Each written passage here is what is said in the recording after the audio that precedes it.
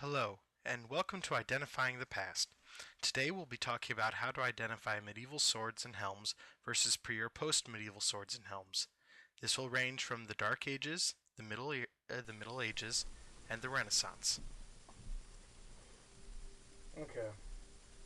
Here we have a late 14th century arming sword used by halberders and archers.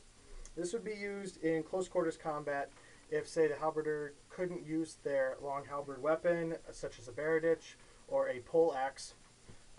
If this was close enough, we could easily grab the edge here. Now this is sharp, so don't do this at home. And actually lance use this, two-handed lance, and thrust in between armor plating. Now, this sword, while not a cruciform cross hilt, could still be used in close quarters combat, such as brass knuckles. Meaning, if you took the edge of the crossguard and thrust it into a soft part of an enemy, such as the eye socket, the neck, or even underneath the armor into the waist, you can perform quite a lot of damage. Now, in comparison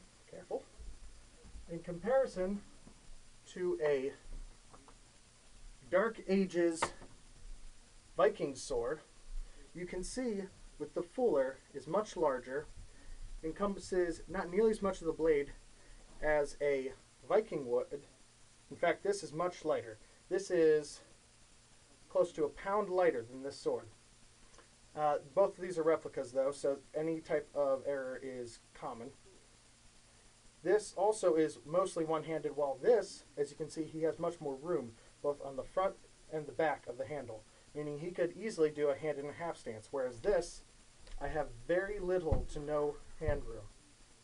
Also, with the crossguard, it allows for much more blocking, whereas a Viking one, very little blocking. This was mostly used as an offensive weapon.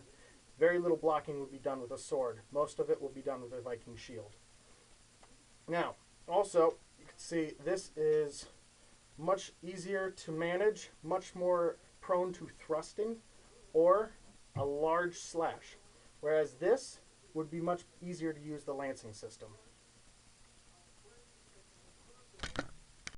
One advantage of the arming sword was the gradual taper which functioned as a parrying or shielding part.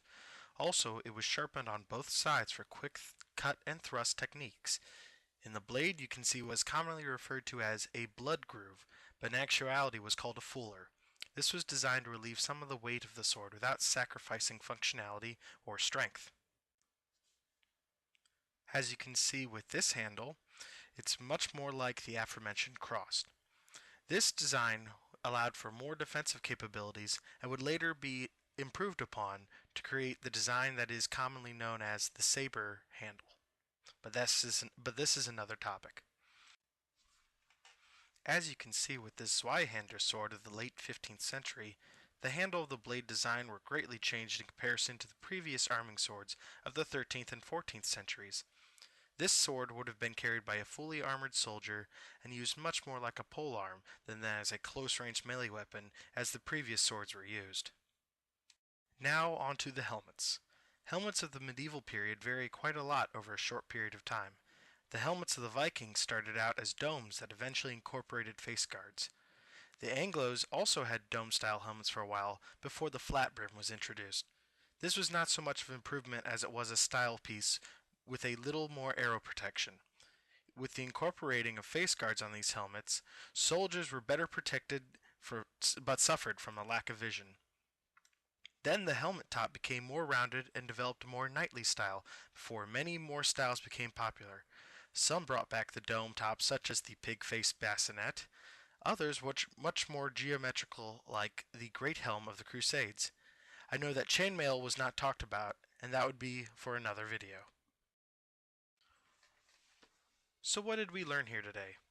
We learned a little about how medieval arming swords were used and how to tell them apart from Viking swords. We learned a little about how helms of the medieval period versus Vikings, as well as the progression they took throughout the centuries, and we learned that despite this being the end of the video, there is still quite a bit more to come. I hope to see you all again here on Identifying the Past. Thank you, goodbye.